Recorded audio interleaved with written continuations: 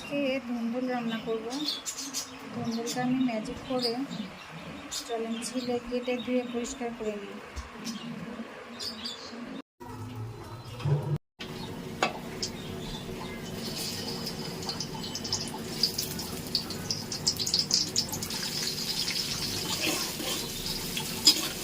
পেঁয়াজগুলো ভেজে নিয়েছি।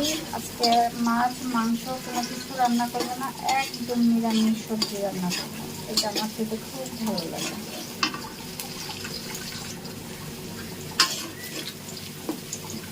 পেঁয়াজটা ভাজা হয়ে গেছে, এখন আমি দিয়ে দেবো লবণ স্বাদ মতো।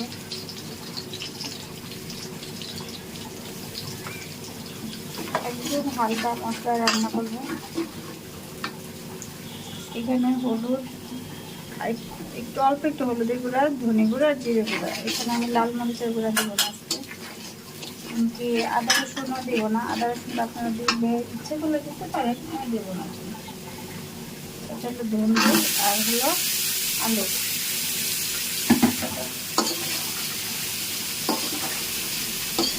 ধুন্দুল থেকে কিন্তু পানি ওঠে, এই জন্য কিন্তু কথা নেই আমি কোনো পানি দিই না। এখন এটা অল্প অল্প আগে কথা নেব। তারপর টমেটো দিয়ে দিলাম। এবং হালকা মশলা সবজিটা খেতে কিন্তু খুব ভালো লাগে।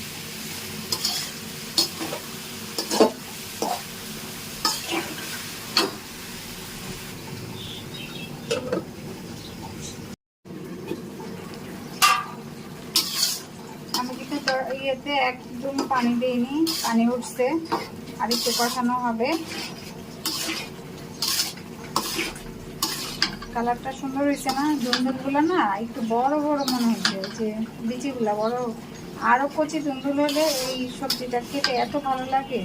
এটা আমরা অনেকগুলো কাঁচামরিচ ফেলে দিব, তো কাঁচামরিচের ঝালটা বেশি ভালো লাগে। যে ঝোলটা কিন্তু শুকায় আসছে, এখন আমি এখানে এই যে অনেকগুলো কাঁচামরিচ দিচ্ছি, আর এই যে ধনে পাতা। আমি আজকে কাঁচামরিচের ঝাল দেবো বলে এখানে কাঁচামরিচটা বেশি দিয়েছি। এখন ঝালটা ছড়াবে, একদম মৃদু মৃদু ছড়াবে, বেশি কিন্তু ছড়াবে না। এই জন্য লাস্টে আমি কাঁচামরিচ ধনে পাতাটা দিলাম। আর এইভাবে তরকারিটা রান্না করে খেয়ে দেখবেন, খুব টেস্টি, সুন্দর ফ্লেভার বের হয়েছে। কেমন হয়েছে কমেন্ট করে জানাবেন। আল্লাহ হাফেজ।